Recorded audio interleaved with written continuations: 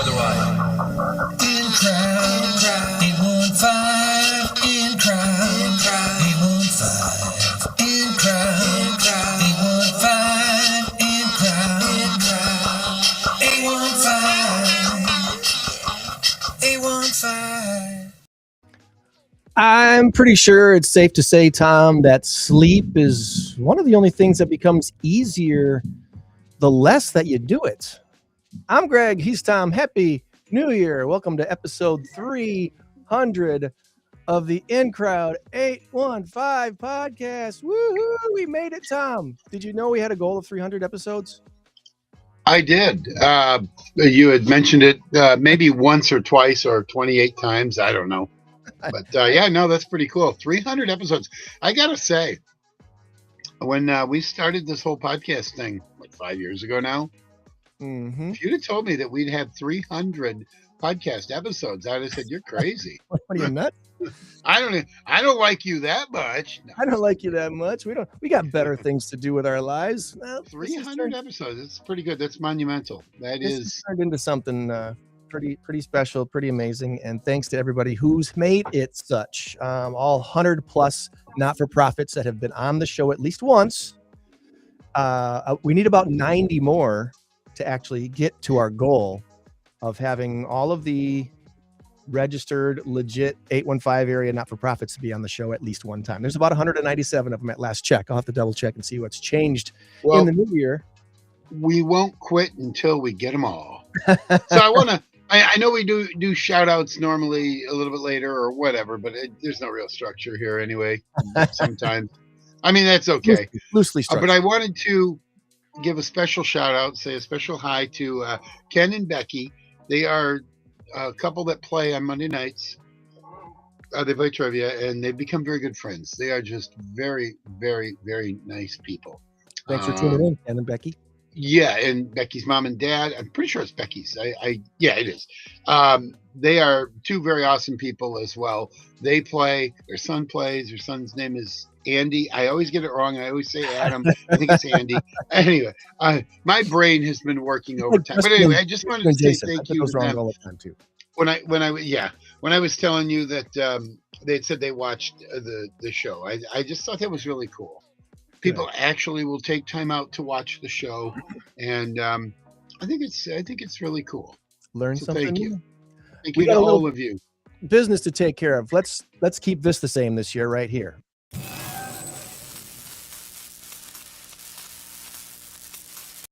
We call it our big number of the week because I like reading different articles about big numbers. And in the last week, I came across a big number. That big number was 16.76 million.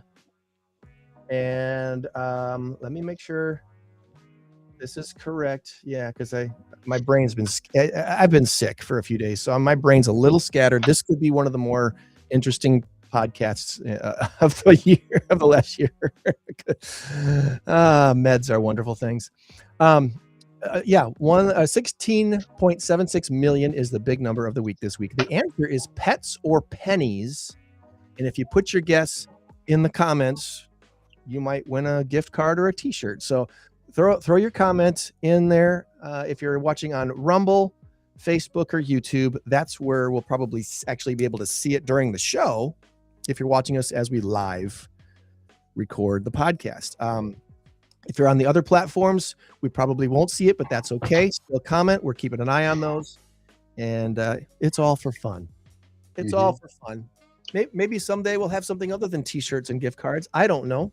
Once upon a time, though, we did a radio show on WROK, and we had a t-shirt sponsor, and we did all that fun stuff. And well, we also gave away other stuff, too.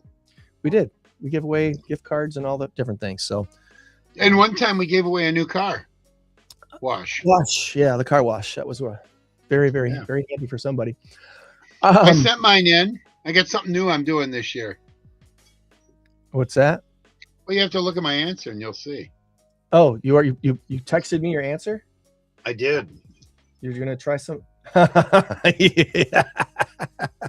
inside joke, but not really an inside joke. We'll talk about that later. All right, our guest today are involved with something pretty stinking awesome. We've had them on before, but we've got some newbies along with Jeff this time. Rockford Robotics has been doing some really cool stuff for how many years? I'm not sure. We're going to ask to see if Jeff has any history on Rockford Robotics today. He's brought along his friends Hunter and Liam, and from Rockford Robotics. Welcome, gentlemen, to the In Crowd 815 podcast. Thank you. Thank you. Awesome. 2007 is when the Rockford Robotics first started. That was our first season. 2007, you guys first started. And do you know what can you? Well, let's get it before we get into the founding of the thing. We want to learn about you guys first. So let's see if I can find a screen that makes sense for this number of guests on the screen right now. I've got all these different options. So if I go like this and put Jeff on the big screen, will it let me do that? It's supposed to. There we go. There we go. Jeff, we'll see ya. Happy retirement, buddy. Congratulations on your retirement. Thank you. You've been planning this for a little while now. So before we get into the retirement, what's your background? Where did you grow up and go to school back in the day before you got into engineering? I was born in Michigan and grew up bouncing around between Michigan and Illinois. Graduated from high school from Rich Central down in the south suburbs. The mascot was the Olympian. The Olympian? Yeah. That's a pretty cool. Yeah. I've never heard that mascot for a high school before. Tom, have you ever heard that before? I have not. That's interesting. Yeah. I mean, it was always drawn like a little Ziggy, but with a toga. I don't know if you remember the Ziggy cartoon, but you got to be our age to remember that. But that was how they drew them. Okay. So at least back then. And then I went to college, bounced around through several different colleges, Monmouth, wound up graduating from Governor State University in computer science. Worked several different places, worked for Woodward for the last 27 years as their senior Oracle DBA there, and just retired as of this last December. You're going to have to help us, Jeff. What is an Oracle DBA? The guy who gets the blame for everything that goes wrong. Yeah, a DBA is a database administrator. So essentially what I did is I managed the databases that ran the company, but I also helped manage the servers, the large Unix servers, the IBM AIX servers, not the Windows servers. And so basically I did all the infrastructure behind, helped write the engine that did the e-commerce website back in the day, stuff like that. I got to ask you too, with all this AI talk now, do you see a day where AI can fully manage a database, or is it always going to need a human touch to kind of correct some things? I wrote several systems that Oracle integrated that are now they carry the database. I basically automated probably 2/3 of my job. Okay. Yes, the day of the DBA, it's changed several points over the last 30 years. The DBA from 30 years ago would say, well, it's all gone. It's they aren't the same anymore. They are. What they're evolving into now is they're the guy that's going to take care of the database engine that's behind the AI, take care of the information behind the AI, and they will manage and help massage the AI to keep it kind of on a level, even playing ground. Okay. Because I know as a realtor, I have a database of clients, right? I've got, 12, 1,300 people in my database that I can automate a lot of things, but sometimes the automation isn't quite right. It might be 95% right, but that 5% gets icky. So, so I can't imagine that day, coming when AI can manage all of that. We get used to it. I mean, as a society, any automation, it's a 90%. You automate 90% of it, you leave the 10%. People complain about the 10%, and then later you automate 9% of that 10%, and it keeps going on. And eventually, we just kind of get used to it. A new generation comes in and say, well, that's the way it's always been. And we kind of move on with it. So, well, these devices are listening, right, to everything that we say. So eventually AI is going to take all that and, that person's situation changed. I can update that for you right now. To the new overlords, I say hello, and I am your friend. I am your friend. We come in peace. I hope you do too. Yeah. Oh, awesome. All right. Well, let's learn about Hunter. Hunter, do you pronounce your last name Hokoth? Hokoth. Hokoth. Hokoth. All right. And where did you go to school? Tell us about yourself. So I started out life here in Rockford. Okay. I went to uh, East for my freshman year of high school, and then I moved out to Belvedere and started going to Belvedere High School. Okay. Graduated from there. So you were a proud Belvedere Buck. Yeah. Awesome. And that actually was one of the questions I was going to have for you guys today. Anyone in the 815 can be a part of Rockford Robotics, right? So if they're in the Belvedere high schools, they can come over and participate. Yeah. Awesome. And what do you up to these days besides mentoring in Rockford Robotics? I work as a CNC machinist at a place called Thomas and Machine Works. Okay. So I cut metal for a living. I make some really cool parts. I bet you do. I bet CNC. My dad was a CNC operator before he retired, and he once in a while he'd come home with some pretty awesome looking hammers that were very impractical because they weren't really made out of the right metal, but they looked cool. Yeah, we're making. I don't know if I can really say this, but a big company that does hammers here in Rockford wanted us to do some hammers for them out of titanium. There you go. So that was a very fun experience having to machine something that I've never machined before. It still baffles my brain how you can cut something so hard. So, titanium. I mean, really, you can shape what and the what. That and the cranes that don't look like they should be able to lift anything heavy that can lift things that are so darn heavy. These cranes that they're using right now, if you're driving up to anywhere around here, but especially up to Beloit right now, they're building the casino, and you see those cranes that they got. They look so flimsy. They look so they couldn't lift hardly anything, and that they're lifting these huge pieces of concrete and steel and putting them in place. It's like, it baffles my brain, dudes. That's why I'm not an engineer, I guess. But anyway, we'll learn more about Hunter and stuff. Liam, you're up next. Tell us about yourself, Liam. Where are you from? Where did you go to school? So, hi, my name is Liam Ellingson. I'm originally from Poplar Grove area, and I went to school at North Boone, so I was a Viking. All right. And then in my sophomore year of high school, I moved to where I now go to school, which is in Aurora.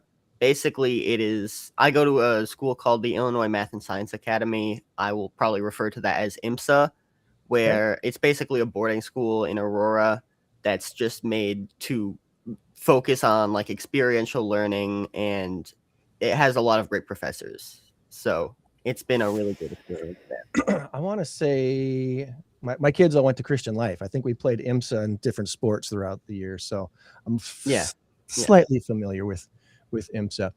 All right. Well, we've learned about our guests a little bit. Now let's learn about Rockford Robotics and what is going on in the 2026 season. Jeff, tell us a little bit about what people can expect if they go to a Rockford Robotics event. Well, next week, the 10th, is the kickoff for this season's competition. So starting next week, we will discover, along with everyone else in the world at the same moment, what the game is for that year. And it could be anything from handling balls, shooting, to frisbees, to God knows what. We all pray for a water game, but we know that will never happen. Why is that, Jeff? Why do you pray for a water game? Because that's just been the joke in First Robotics for years. It'd be fun to mix robots with water. In basically a gymnasium. Yeah.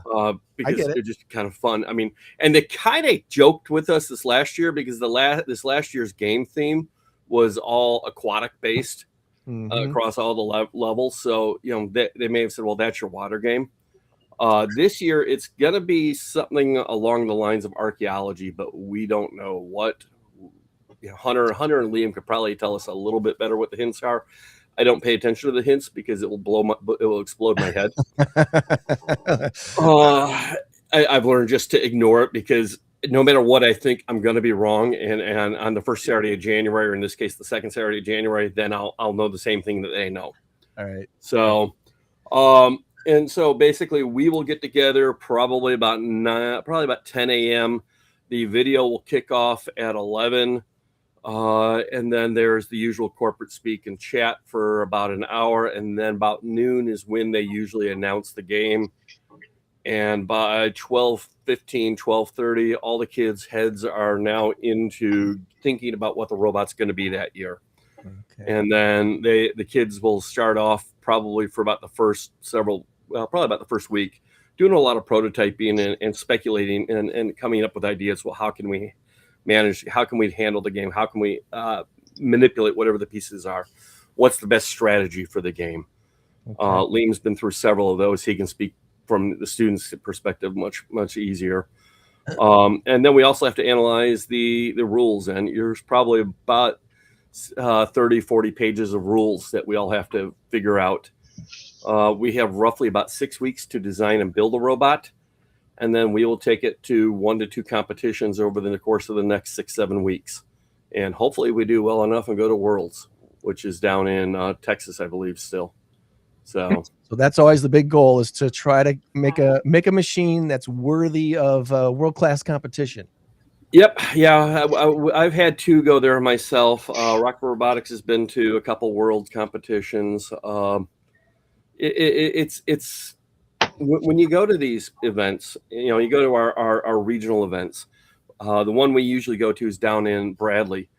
We fill a college gymnasium, that holds basketball tournaments there. That place is filled usually to the stands with people screaming their heads off. It's insane. When you go to Worlds, last time I went to Worlds, it was down in St. Louis, and it was in the old Rams stadium down there. And basically you had 8 of those events going simultaneously. Oh man. So it just took everything that you knew and just exploded it. It made it even bigger. I mean, it was across multiple buildings, multiple hotels. It was just insane. So do you wear headphones so you can actually hear each other and communicate? No, I go deaf. I just go deaf. I work with teenagers. They don't listen anyway. So, well, you said this one is like an archaeology type of a theme that they're toying with you on this one. So I would think sand would have some of the same challenges as water, at least some similar challenges as water. So that's an interesting thing. The problem about sand is it gets in everything. Yeah. Not good for electronics. No, sand would absolutely be absolutely terrible. Honestly, as a man who has to buy gears for his team and everything, I don't want to think what sand would do to my gears. I don't think they would put that on you, right? That'd be too much. No, it won't be sand. Now that you mention it, I could see them having like small, maybe it'd be interesting to have like 1-inch balls, and then you have to dig something out of a pit of balls and put it into a competition. But I have no clue what it'll be. It could be throwing a frisbee across the room. I don't know. Well, Hunter and Liam, you guys have been involved in this long enough that you've seen some pretty cool stuff. What's been kind of your memorable events over the years? What's been the most challenging thing or most fun thing? Something that's really been a highlight for you working on these robots. Hunter, you want to go first? Yeah. I think I find the most enjoyment out of it. Like, I don't participate in the tournament as much as the kids, because it's an event for the kids. Right. But seeing our team get together and try to overcome the challenges that they put us in front of and everything, and you can see in the kids that sometimes they feel like they hit the brick wall, and then they finally get there and they are so happy, and just seeing the happiness and seeing them achieve what I believe that they're capable of doing is probably the greatest part for me. Cool. What about you, Liam? Has there been a highlight for you over the years, a robot that you built or an event that you went to that you're like, this is why I want to do this. This is great. Well, I mean, this recent event has been really great. It was my first event on this team. This last year was my first event on this team, but I've been doing First Robotics for quite a few years with a team that used to be in Belvedere, basically. Okay. It was called the Flaming Monkeys, and they shut down the other year. But some of our other members, Jeff has been a past member of that. So I've been doing this for quite a few years, and this last year, We were focusing, as I believe Jeff said last time he was here, on sort of rebuilding the team. So I was very happy to see the progress that we made towards rebuilding our team. We've seen a lot of new members incoming, and frankly, the actual competitions, as much as they are a great challenge for testing out your final engineering product, they're also a really great social event. It's a bunch of teams that all come together, and these are a lot of really nerdy kids that are all really excited to share what they've done over the years. So there's a lot of like random things that go on. I remember one year when I was on the Flaming Monkeys, there was just this giant like conga line that was going all around the stands for like half an hour basically. And, you know, it's just really fun to be social with people that you've never met before and to see how great the whole community is. You got some time to kill. You might as well make some fun with it, right? Yeah, exactly. Fill the time with some fun stuff. Well, I want to bring up your website here, rockfordrobotics.com, for people that want to learn more about what you guys are all about. I want to put this in the chat too, so make this really easy for people to find and see. Can I throw something in here, Greg, for a moment? One of the things I want everyone to know is we are open to all kids from anywhere in the area. If you're willing to drive to the shop, we're willing to have you and your kids with us. The kids, by going through this program, will learn a ton about all the STEM stuff, but there's also a lot of non-STEM stuff that is needed in the program. So often we'll find a kid who says, well, I don't want to do anything with robots, but they want to do artistic stuff. We need artists, because like the shirt I'm wearing, the shirts every year are designed by our kids. The website is designed by the kids and maintained by the kids. The graphics, the advertising, everything like that. So everything a person is going to do later in life in business is being done here. These kids are running a $30,000-$40,000 business here in Rockford. And so they're gaining real world experience. We've had several people like Woodward and Collins and all that hire people straight from as they graduate high school into their programs from our program, and they become very successful there. We've had several of our kids go and get scholarships. There's millions of dollars of scholarships that are available through this program. So it's a great way to launch your future. And when Liam talks about meeting kids, it's a great social interaction. It really is. I've had four of my sons go through this program.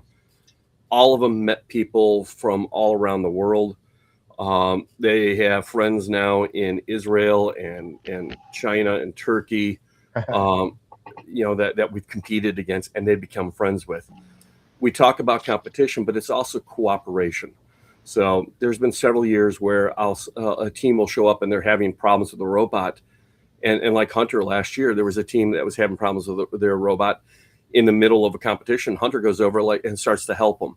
This is what all of these kids and mentors do, is we all help each other, because it's really about teaching and learning the kids and having them have a successful career in robotics and then launch it into a successful career in the future.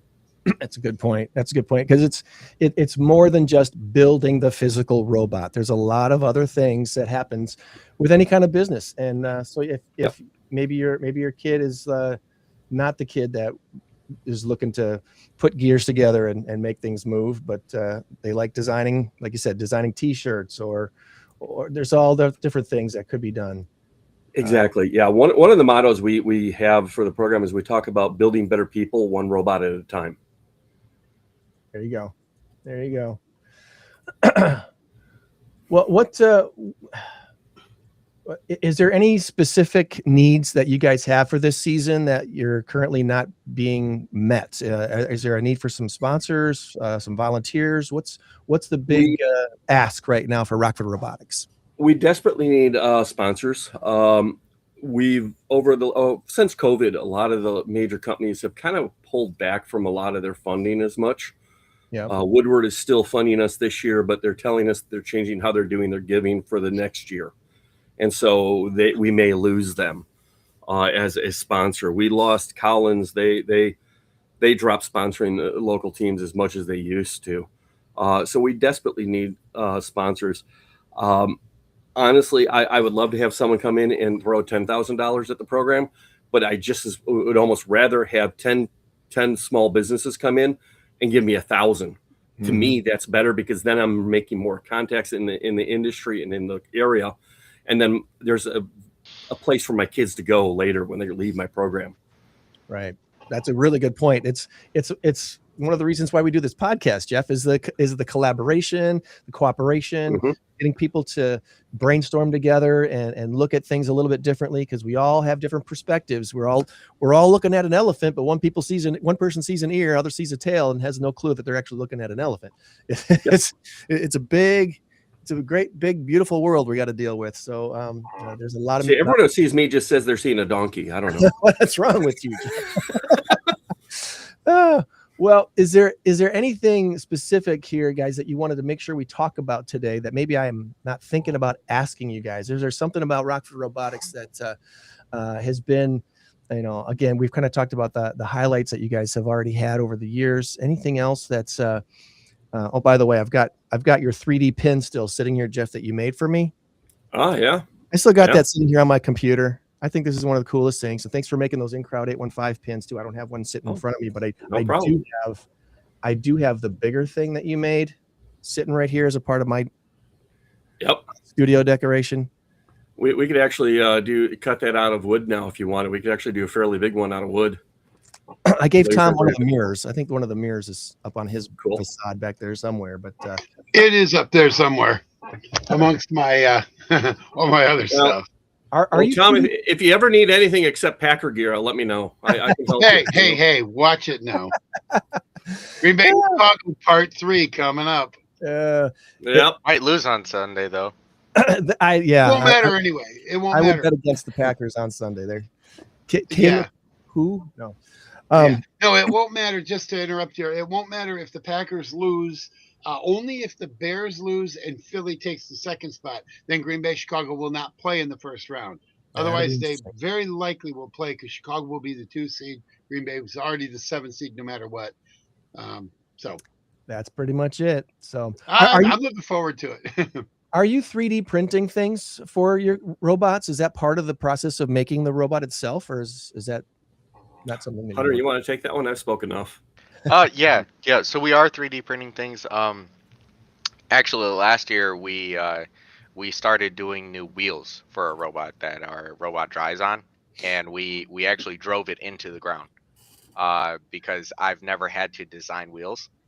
So thinking about that in that certain headspace, my first iteration of those wheels were not the greatest, and we didn't know. So we just drove it on concrete, and I was like, there's a lot of plastic on the ground, Jeff. And we looked up at the bottom of the robot, and we're just riding on metal right now. And it's like, oh, yeah, the wheels are gone. And that's how you learn. That's how you do things. That's right. Absolutely. So you don't know till you know. So I asked this question, Jeff, last time you were on, because I'm a neophyte. I don't know anything about robotics. I don't know anything. And I said, is this one of those things, because I've seen it on like MTV or whatever, where the robots are going crashing each other and banging each other, knocking each other. And you said, no, that's not what we do. So when it comes to competition, what are the grades? What is the one thing that you do that says, oh, that's very good, we're going to give them a 10 or whatever? Is it, like style? Is it the ability to, do spins or something like that? What is the best thing you can do? What are you graded on? Actually, Liam, you want to handle this one? I'm interested in your answer. I can take this one over. So to an extent, it's kind of everything.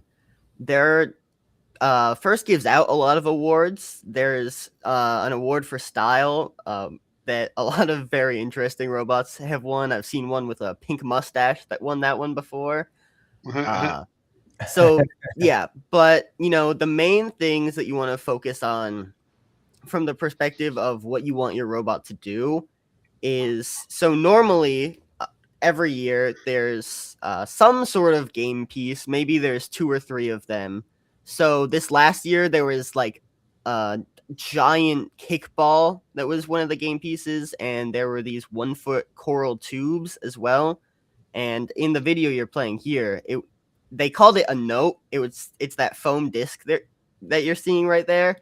So basically, every year the goal is to take that game piece and somehow maneuver it into like a hoop or over a rung or something. And so the main thing that you want your robot to do generally is have some sort of elegant solution that can pick it up, maneuver it, not be too complicated, that it's going to take a lot of time, and just be able to do that in fast succession and get as many points as possible. There's also generally a large group of people that do defense for their robots. So that's what we mostly did this last year. It's a lot simpler on the engineering side often, but it takes more effort from the controllers, the people, driving that robot in the scene, as you can see in that video behind the glass panels there. And so that's trying to get in the way of the other robots and prevent them from doing what they can do. A lot of the time, there's just an economy of space on the field, basically. If you have 2 robots that are really good at cycling the game pieces, then if you had a third one there, they would just kind of be getting in the way of each other. So the teams that end up going to Worlds often have an emphasis on having one robot that is really good at defense and can get in the way of the other team very well. This is this video kind of shows a game. I don't know. I'm just a couple years ago that you. Was this Yes. Yeah, that was a couple years ago. So, and this is by no means what could possibly be this year's game. It could be completely different than what you're seeing on the screen right now, and it probably will be, right? It's guaranteed to be completely different. Yeah, there's some elements that will be similar, but the entire game will be different. Yeah, it'll still be the way the competitions work is it's 3 teams are allied against another set of 3 teams. Okay. So you have goals to meet as a set of your 3 teams, and then often there's what they call a cooperation goal, which is where you and the opponent have to both cooperate to achieve a third goal, and then there's usually extra points for that. As far as defense and all that, yes, robots hit each other, but you're not allowed to do anything that will intentionally damage the other robot. It's very frowned upon to damage the other robot. Get in the way, yes, but not destroy. Exactly. So like our robot this last year, it used what's called a swerve drive. So each wheel can spin 360 degrees horizontally as well as 360 degrees drive. So that robot can literally turn in on a dime. There is no front to the robot. All you got to do is you push the controller whatever direction you want, and you tend to go that way. And it would go that way at about 13 meters per second. So it moved really fast. And so Liam, he was one of our drivers. He was really good at getting in people's way and blocking them. And then if teams tried to roll around us, our robot could actually roll to be in their way as they tried to roll around us. And then it had enough drive to be able to push anything around the field. So there's always a defense element. But hopefully it's fun to play defense. As an old football guy, I love defense, but you tend to you need a good offense too. Right. So you still don't win if you don't score points, right? That's the exactly. So, well, I mean, this looks immensely fun. It looks like there's a lot of opportunities for people for your kids to learn some things that we hope they learn a lot of this type of things in school, but there's things you can't do in school. You need to do them extracurricularly. Is that a word, extracurricularly? I'm making up words. It is now. It is now. And this is one of those awesome things. If you want to encourage your kid to be involved in Rockford Robotics, check out rockfordrobotics.com. Is it still something that this year's high school students could still sign up for and participate in this year's event, or is this Absolutely. Yeah. Like I said, we start kickoff next week. Okay. Even if you're 2-3 weeks into it, we'll take you as you are. We'll do our best to get you involved in this year's competition. If you show up a week before competition, well, you're probably not going to go to competition. Right.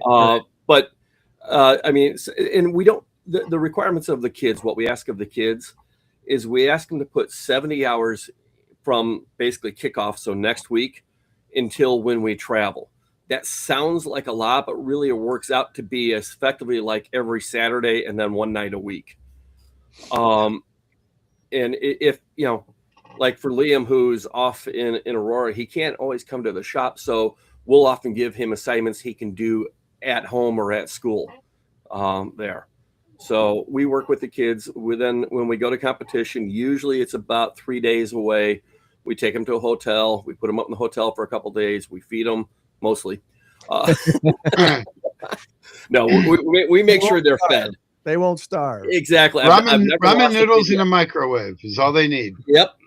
Yeah. Or a jar of peanut butter goes far. But anyways, we take them, we put them up in the hotel. So they will come. I've never watched a kid not come back from or an adult not absolutely exhausted. I have a Hunter, I think he has a picture of one of our students last year. At the end of the day, he is asleep on the table in the hotel lobby. and Hunter jokes. Hunter texts his mom, says, "I think we might have killed him." I'm kidding. He's really tired. Yeah. No, he is. He you know.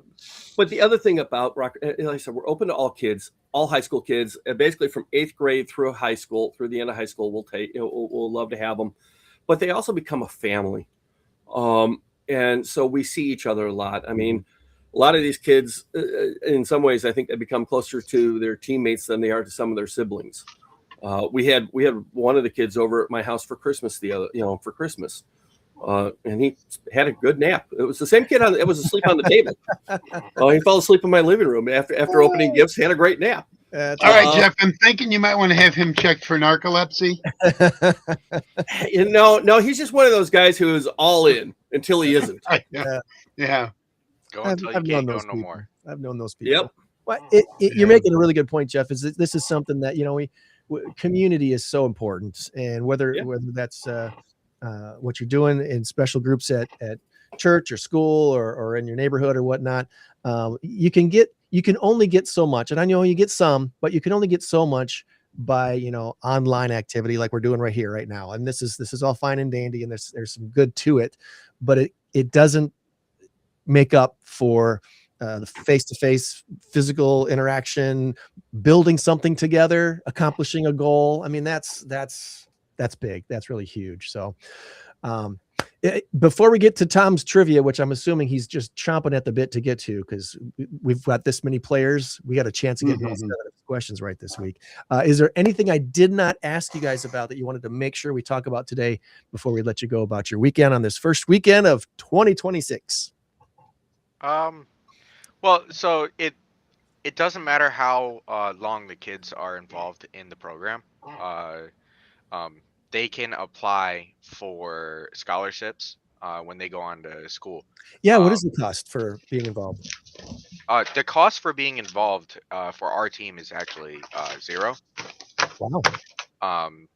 A lot of people in the community will graciously donate to sponsor kids to go on to the competition with us and everything. So, there are some families that will pay for their kid to go, but a lot of other people will always be able to go just because of people in the community. But like for Liam, right, he's a senior, he's going on to college soon, and because he's been part of the program, he's been able to apply for scholarships from First.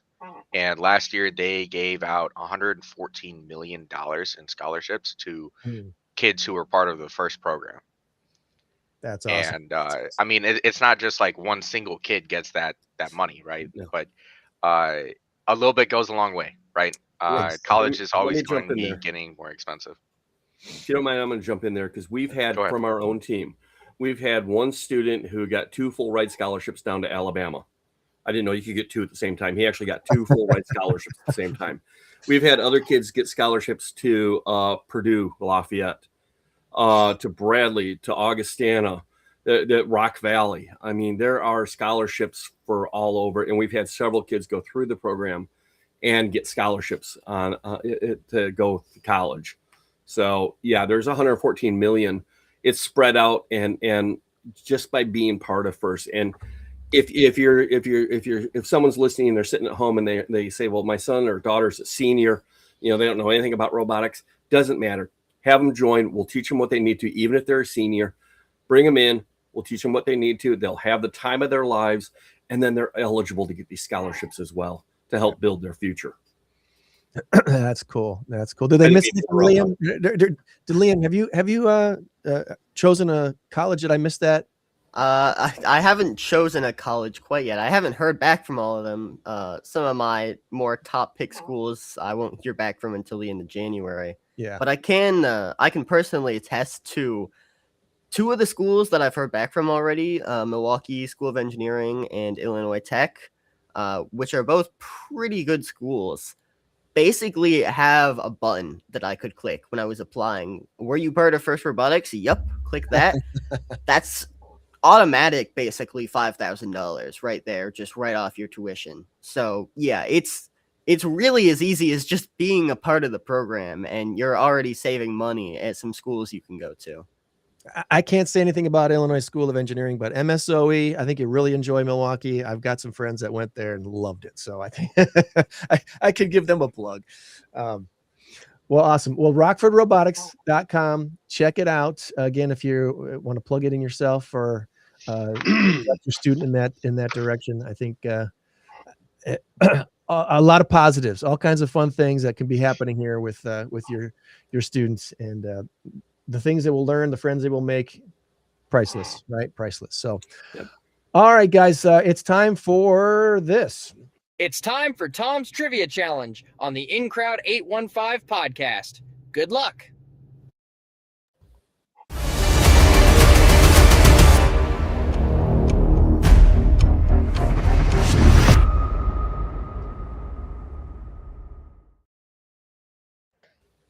All right, Tom. There he is. Thomas. The man, the myth, the legend, Snoopy.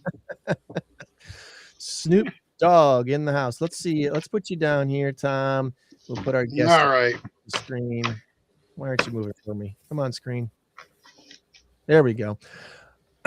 All right. What do we have for Tom's trivia the first week of 2026? So he's got 7 questions, by the way, folks. I do. We're playing together as a team. And my goal is always to score right. Yeah, I have 7 questions, and none of them have anything to do with robots or anything. Although I did come up with a bonus question, but it was too easy, so I eliminated it. Shoot, it was the one I was going to get right. Yeah. Now, what is the periodic two-letter periodic symbol for titanium? TI. Yeah, TI is correct. Yeah. Yep. I was going to see if Hunter was going to get it. If not, I was going to laugh. Bonus point. Yeah.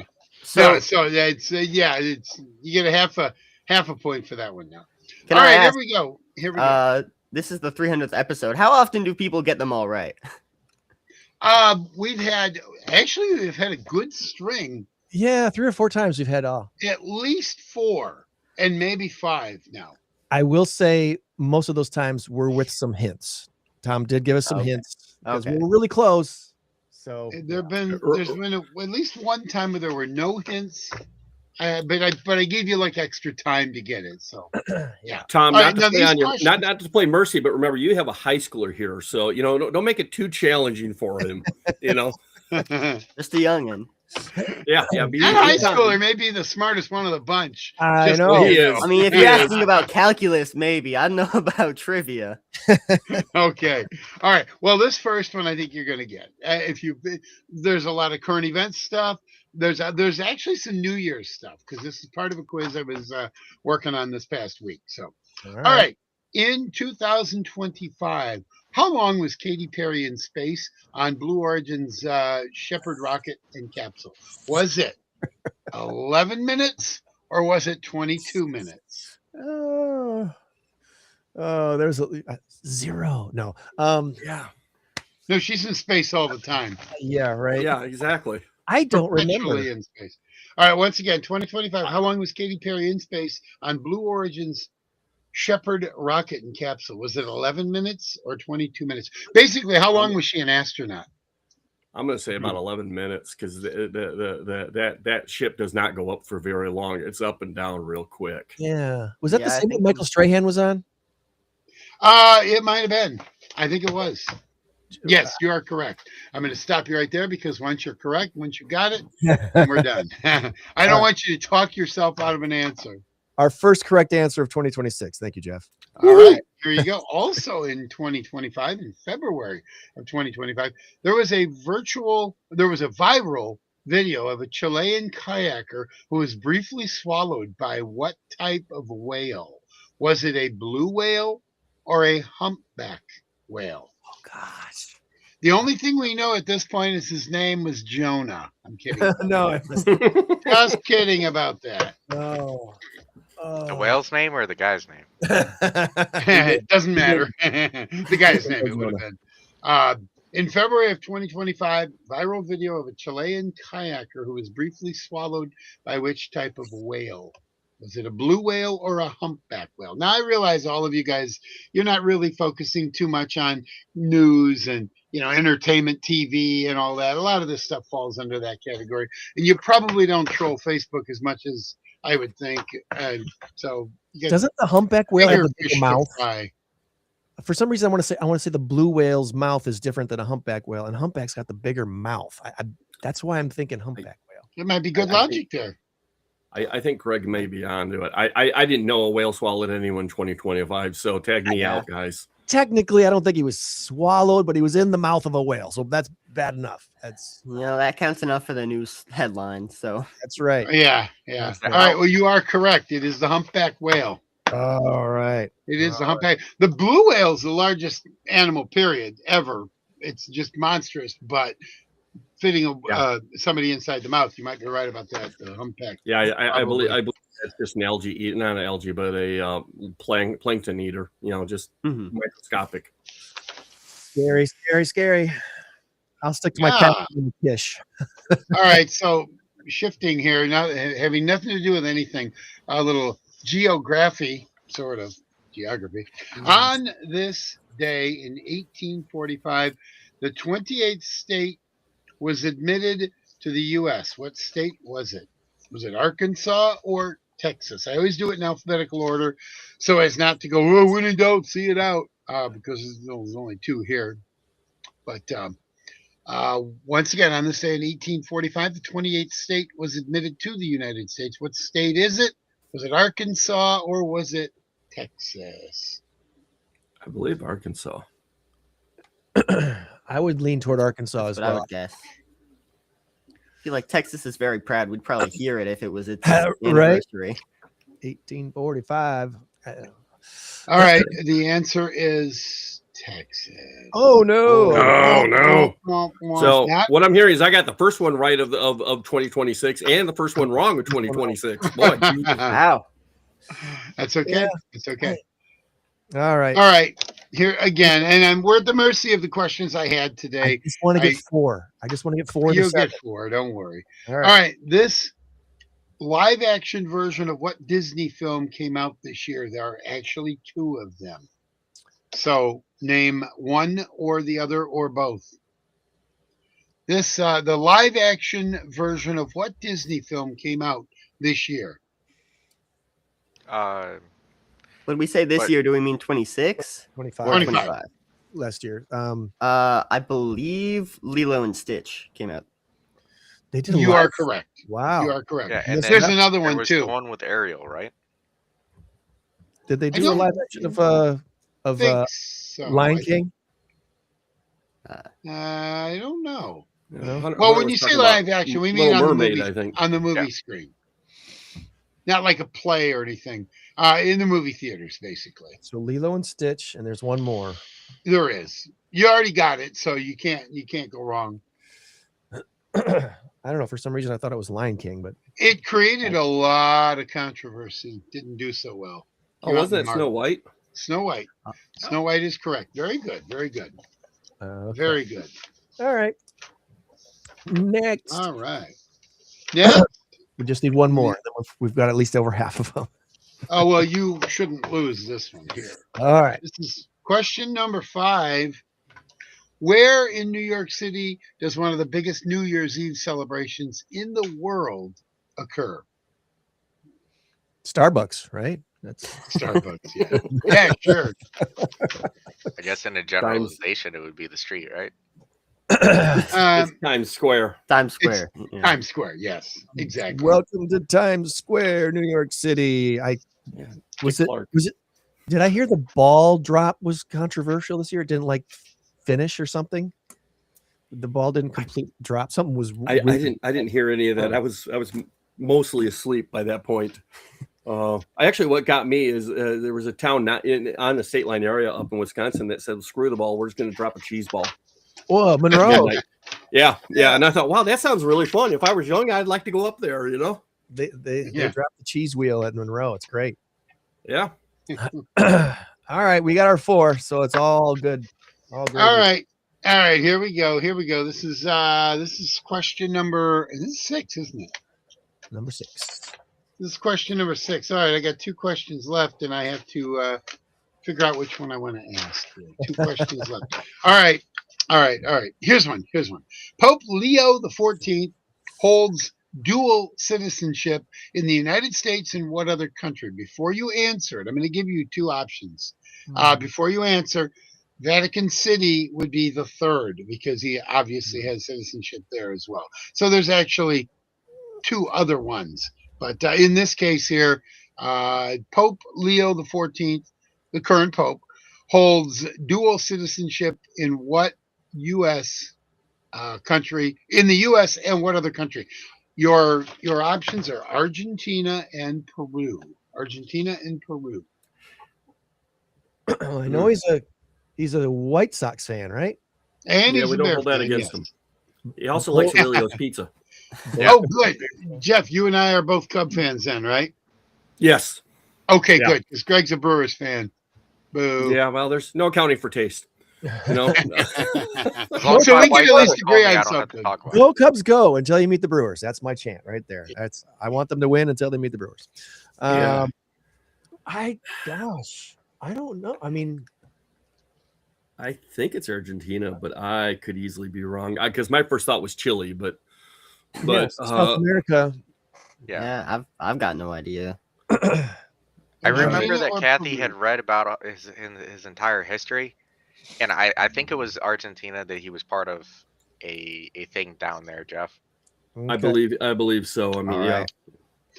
Okay, so Pope Francis was from Argentina. Pope Leo from Peru.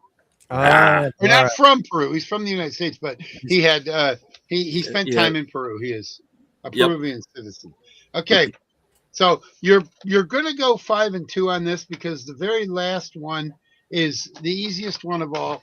This is where I was going to throw in the titanium one. So, but I figured it's just too easy. It's almost pandering. So I didn't.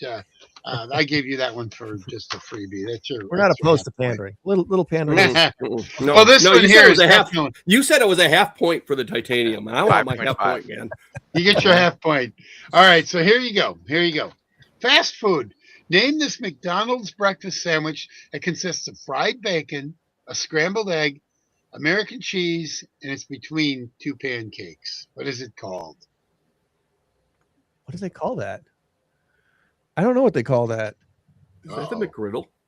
Yes. McGriddle? It's the McGriddle. Which has to be incredibly unhealthy because I really like those. Those are so good. Oh, yeah. Let me ask you the other one that was going to be option B here. This is a unique glacial landscape in eastern Wisconsin formed by the meeting of the Green Bay and Lake Michigan glacial lobes about 20,000 years ago, leaving behind hilly ridges. What do they call that? This is a tough one. Oh, gosh. Lead him off the top rope. Man, I haven't taken geology in too many years. Taking it more recently than me.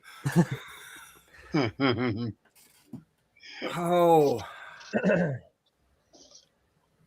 I'll remember it at 3 a.m. even if you don't tell me. Actually, as soon as I see Kathy, because every time we drive up to the cabin, my wife tells me all about it. Yeah. It shows how much I listen to her. Oh, hey. Oh. Now we just hope she's not listening to you this morning. She Otherwise, doesn't you're gonna listen be to in me. I've been trouble. married to her for 30 some odd years. She stopped listening about 45 years ago. Last thing she Yeah. heard is, "Will you marry me?" Yep. Okay, we're done. Wow.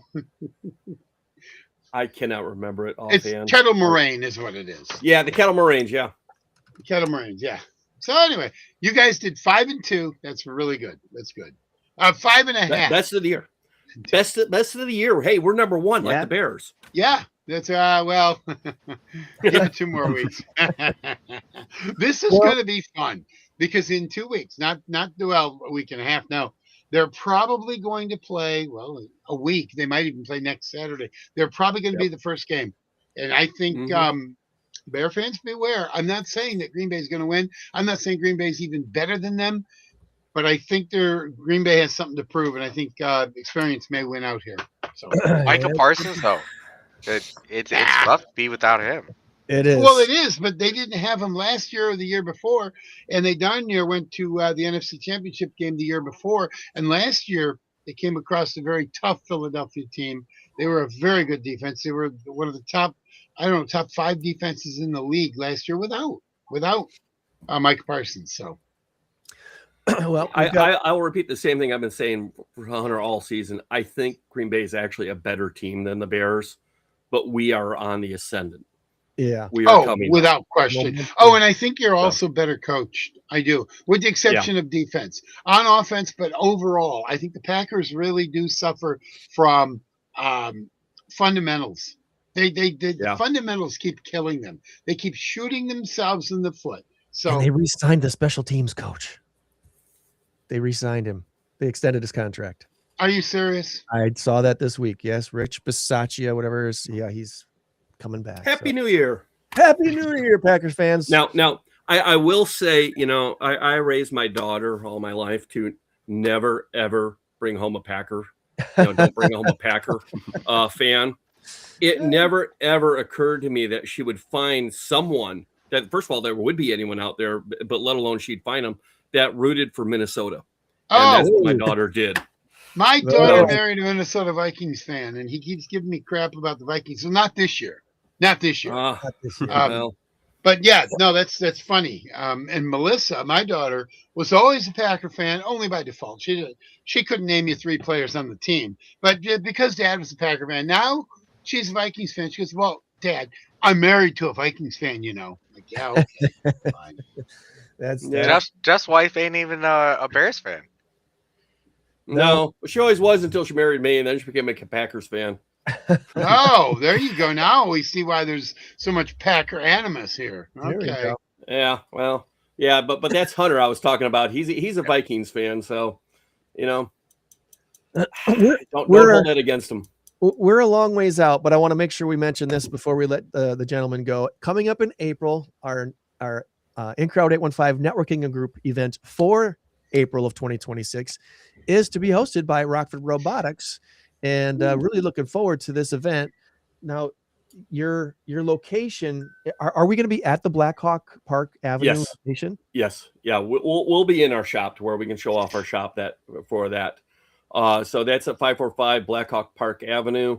It's in the Arco Machinery Moving Building, the old Matson Machining Building. Oh, yes, I remember that now. Yep. Yeah, we're around in the back of it, and we'll have to put out some signs and stuff for it. But yes. That's where our kids meet it feels like every day for the next few weeks, for the next, few months. But we're there a great deal of the time. Anyone who wants to come visit the shop, you don't have to wait for that event. Call up, reach out to us. We love to show off the shop. We love to introduce the program to people and introduce the kids to people. It's an interesting building when you walk into it. So, definitely come on out. This is one of the ones I've been looking forward to for, we talked about this almost a year ago, Jeff. So I'm really looking forward to having this event at your shop and having our local business leaders and entrepreneurs and movers and shakers and the In-Crowd 815 to come on out and see what you do. And hopefully this will also result in some more sponsors for next year's team and for, teams in the future. And and to see what you do and why you do it. So I hope so. Hey, Greg, when's the next 815 event? So the next InCrowd 815 networking group event for January, the last Thursday of this month, is going to be at Lucha Cantina. So if you're a fan of Mexican food, Lucha is great. And so January 29th, Josh Binding and his crew is going to have us there at Lucha Cantina, 5:30 to 7:30, which is just a reminder. Our InCrowd 815 networking group events are always free. All we ask is that you show up with 2 things. All right. 2 things: a business card. It just kind of shows you're a professional. You do something here in the 815 enough that you actually have to have a business card to exchange with people that are there. The second thing, it's a tough one, but I know you can do it. A smile. That's what we ask for: a business card and a smile. So if you can put together those 2 things. Not to throw this into an R rating, but that's the same slogan they use for nudist colonies. So you may want to amend that. A business card and a smile. Yeah. Wow. Yeah. I don't want to know where you keep your cards. Yeah, that's right. Oh, yes. Thankfully, I don't have to say clothing optional. Clothing's not optional. You have to wear clothing to be out in public. You have to wear clothing. We do have police. Even if it's a toga, it's okay. Well, yeah. In January, you want it even if you didn't. So. Absolutely. We've got a great slate of events for 2026, and everything.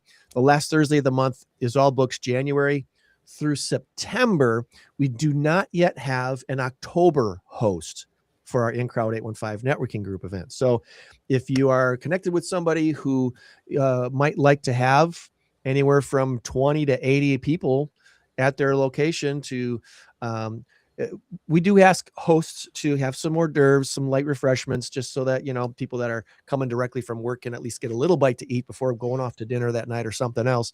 And generally speaking, the format of our events, 5:30 to 6:30, is basically just open networking, just gathering, meeting some new people, again, sharing business cards and that sort of thing. And then 6:30 to 7:30, the host typically takes over and says, here's what we do and why we do it.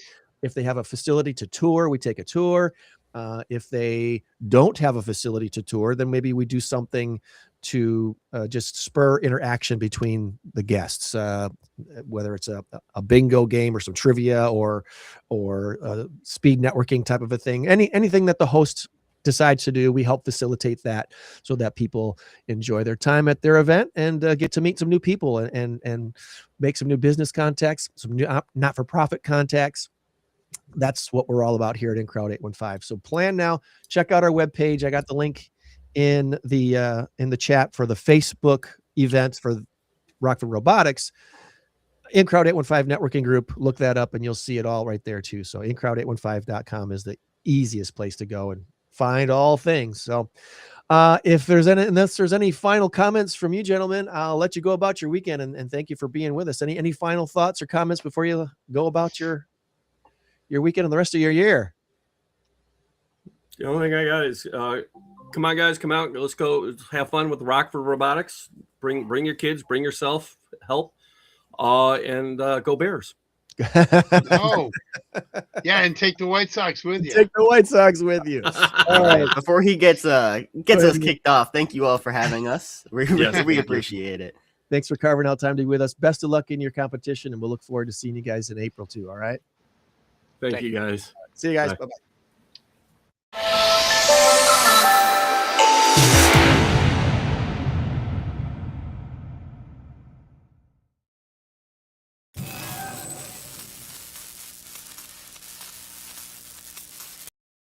All right, back to our big number of the week. Our current race to 10 has Tom in the lead by a score of 6-5. And our big number of the week this week, 16. I couldn't have done it without this guy right here.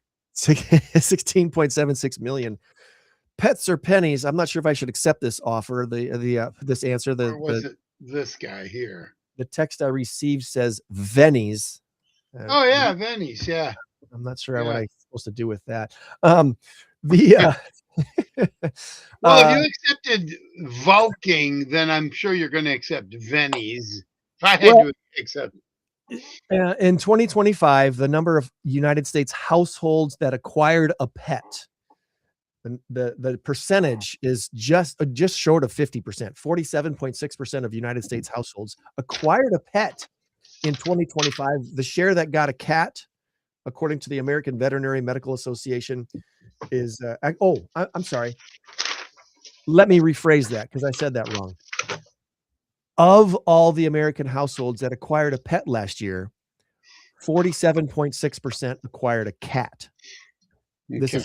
This is up from 43.5% in 2023, while the share of households that acquired a dog was 54.5%. That's down a little bit. It was 57.3% in 2023. Why does this matter? Dog and cat acquisition is slowly sliding toward parity in America, perhaps signaling an end to the dog people versus cat people debates. Which I don't think that's true. Well, that's simple anyway. Cats rule and dogs drool. And for the record, I love each and every one of my dogs. They are the most wonderful dogs in the world, but I love my cats slightly more. You guys didn't hear that. Well, all pets are great. Probably why the average U.S. pet owner spent over $1,700 on their pets last year. And they're just different pets. A dog is incredibly loyal and loves you, and the cat is incredibly cuddly and is glad that you love them. You know what my cat does, and this is, cats are notoriously, I think the word you were looking for, what I thought you were going to say is independent. They can sleep on a bookshelf and stay there for 8 hours. They don't need human contact. They don't need other cats. Sometimes another cat comes around, they're like, wow, you know. But all of my animals kind of take on the personality of their owner. And I am very much a nurturer, very much a cat lover. My cat, when I sit down in my chair to watch football or whatever, boom, there he is, right there on my right shoulder. Yeah, the bad one, the one with the rotator cuff. It hurts after a while.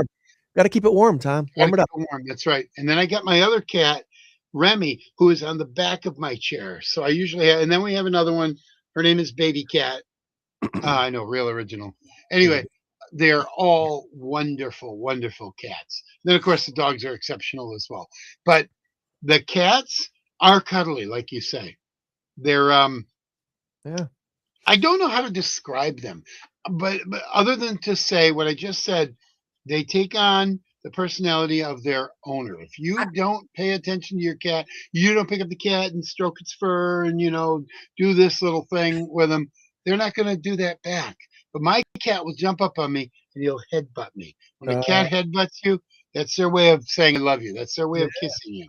Yeah. So, and a dog will lick your face. Cats don't lick your face, you know. No, not typically. No. Don't want them to. It's a rough. So Tom gets the point. It is pennies. 16.76 million is how much that the last 232 sets of pennies sold for. They sold these. The U.S. Mint auctioned them off. The last pennies ever pressed a couple weeks ago.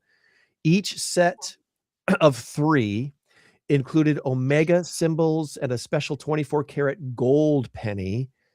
The final set, the 232nd set, the last 3 pennies ever made. Guess how much those sold for at auction? 16.76 million. No, that was all 232 together. Oh, okay.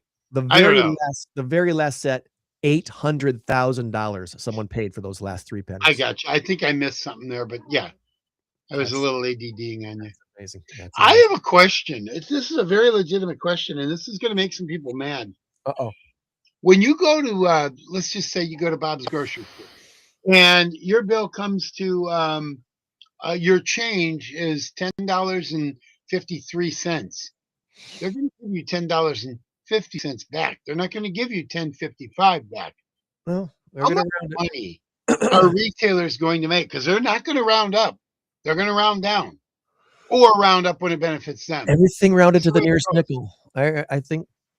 Isn't that kind of no? Because you're going to lose. I guarantee you, they're not rounding. They're not rounding up. If it's $10.55 is your change, or whatever, you know, you buy something for.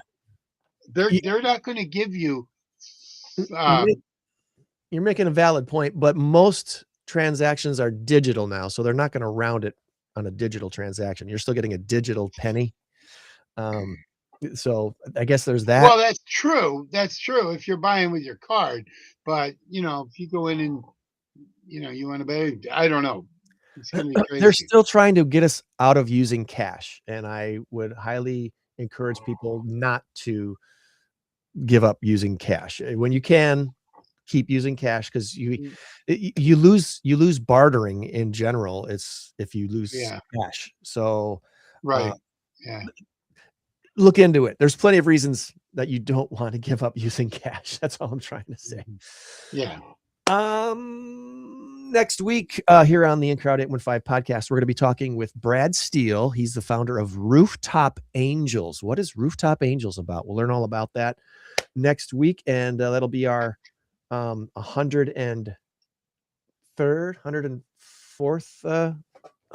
I think, not-for-profit that has been on the show. Nice. We're also scheduled to be talking with Josh Beining, who is the owner of Lucha Cantina. And of course, Lucha is hosting our In Crowd 815 networking group event the last Thursday. It's easy for you to say. I know. I'm so excited. It's 2026, man. It's 2026. And look at us. We're sitting here doing episode number 300. Yeah. Woo. We're so excited. Thanks again to Rockford Robotics for joining us on the show today. It was a good show. Jeff and Liam and Hunter did a great job. It's very refreshing to have people on who are very, very smart, very well educated, very, going places. It's very encouraging. And most of our guests are 95, 99% of our guests are going places. They're very smart. They're very, I'm only saying 99% because I can't say 100%, whatever. Nothing's ever 100%. No. Except this show is 100% awesome. I can say that. But no, it's very refreshing, especially somebody like Liam, who is smarter than I'll ever be. Yeah. He was probably smarter at 5 years old than I'll ever be. And I'm a fairly well-educated person. So as are you, Let that be an encouragement. Let that be an encouragement to the parents who are watching this to, get your kids involved with stuff like this, because engineering, there's great money to be made in engineering. I'm sure Jeff will tell you his career at Woodward Governor has been pretty stinking amazing. It's been a wonderful experience and challenging in good ways, and has done well for him financially. So engineering, great thing to get into. And obviously for a lot of that, there's a lot of math involved. Yeah. And that's for not some for everybody. people. If you don't have an engineering brain, you don't have a math brain, forget it. Forget it. Go into something creative. Go into radio. There you go. But the Rockford Robotics team, they need those other things too. They need people to the creative side of things too. You're right. Yeah. There's other things to do, at least with that team. So still look into that. I don't know that we have much to talk about with the Packers, Tom, because they are going to start their third string quarterback against Minnesota tomorrow. They're the noon game because it really doesn't matter what happens. They're not being flexed to a prime time because look, this year's NFL in general, maybe that's what we need to talk about. This year's NFL in general is pretty stinking awesome. There's a lot of parity, and it shows by this week's games, there are still 4 conference winners to be determined by this weekend. You could argue it both ways. You could say, well, that's good. Yes, of course. But you could also say that that's the top half, but there's a bottom half that's pretty bad. So parity is one of those things where you're not going to get all 32 teams that are on a pretty good playing field. You've got maybe 10 teams, maybe 8 teams that you could say are elite and probably could have a good chance of winning the Super Bowl. And then there's the remainder of the 24 teams that have no chance of winning the Super Bowl, 4 of which will be in the playoffs, or 6 of which will be in the playoffs. So I'm sorry, I don't think Carolina is going to win the Super Bowl. I don't think Tampa Bay is going to win the Super Bowl. Both of those two are fighting out for that last spot, the 4th spot in the division winners. To be quite honest, I don't think the Bears have what it takes to win the Super Bowl. And from what I've seen over the last 3 weeks, I'm not sure the Packers do either. But either one could catch lightning in a bottle and just They could. amazing And that's things the happen. beauty of it. You are correct. Everything I'm hearing is that in the NFC, except for the NFC South, any of those teams getting into the playoffs could win it all this year. The AFC side, it's kind of this similar. You got Pittsburgh and Baltimore. It's always that fourth division winner. It's the fourth division winner in both leagues right now that I wouldn't give you a plug nickel for. Pittsburgh's not winning the Super Bowl. Neither is Baltimore. I don't care if you got Derrick Henry. And by the way, I just got a notice. It said Derrick Henry just scored another touchdown. So, what a miserable game that was brutal. That was.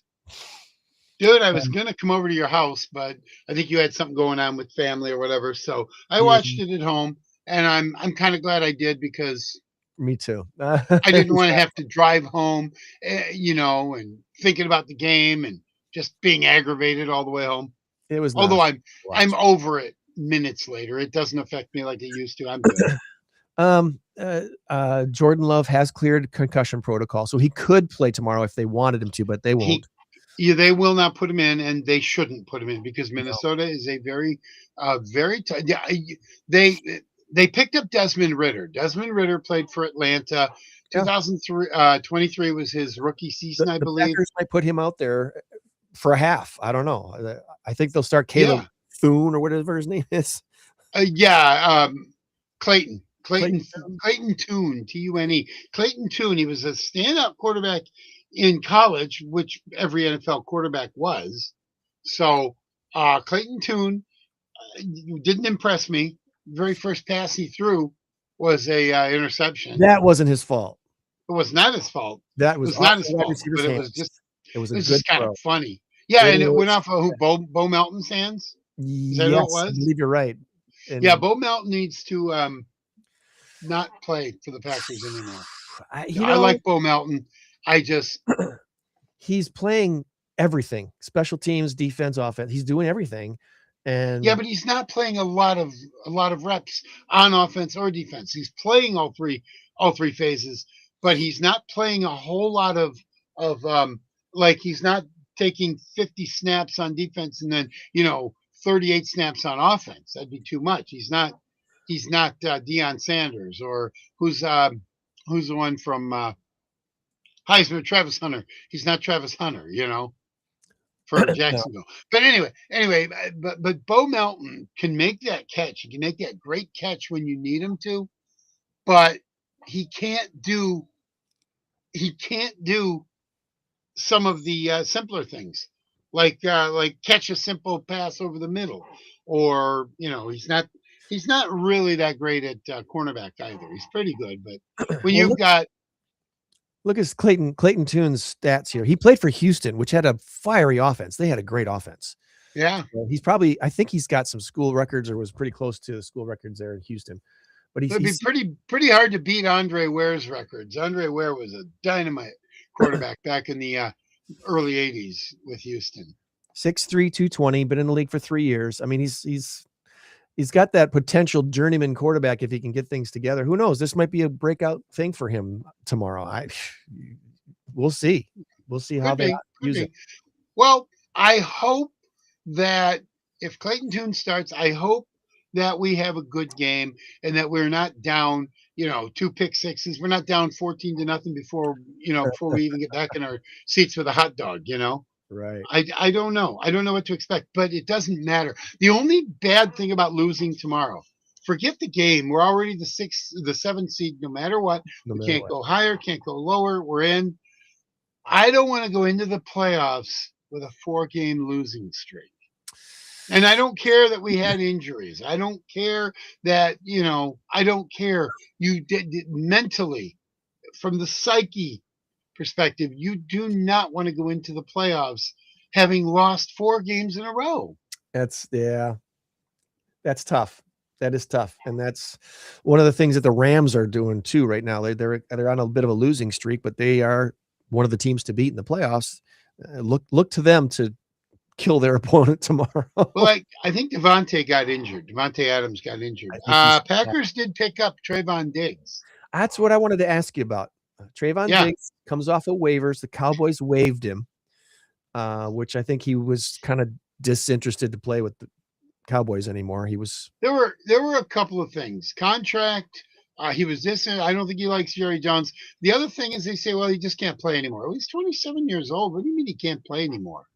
He's a physical specimen. And when he got to Green Bay, Micah Parsons basically just open arms. Come here, buddy.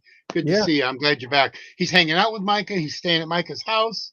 So it's just like old times. I think you're going to see something really good from Trayvon Diggs. I do. So he made the Pro Bowl twice, 2021 and 2022. He was on the Pro Bowl team.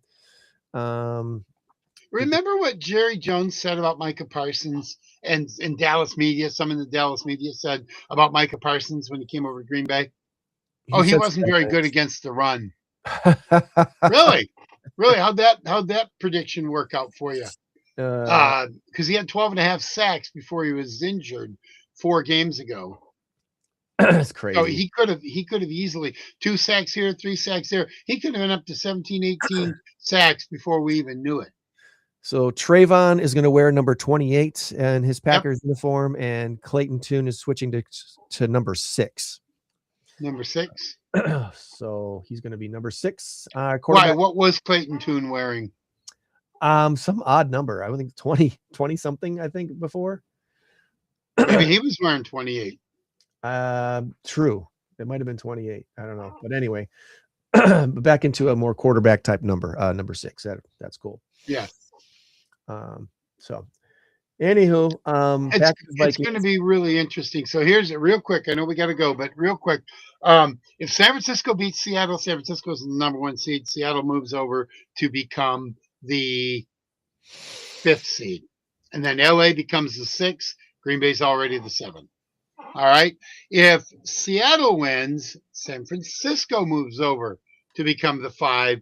And then LA, I think, still is 6, unless LA wins their game and San Francisco loses theirs.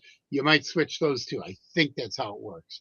But either way, everything is set, except for Carolina, Tampa Bay. Nobody cares. They're going to be the 4th. It doesn't matter. Green Bay is 7. It doesn't matter. Detroit, Chicago doesn't really matter if San Francisco wins. If Chicago wins, they cannot be the 1. If Chicago wins, they will take the 2. They will. Secure the 2. Yeah. Which either way they're hosting a game, so that really doesn't matter too much. But I think there's some talk that, Ben would really like to pound Detroit. He'd still like to beat Detroit. And Detroit would like to beat Ben. Yeah, so it could be a bit of a chippy game. I will say this, and I might regret saying this. You can write it down, all you Bear fans out there.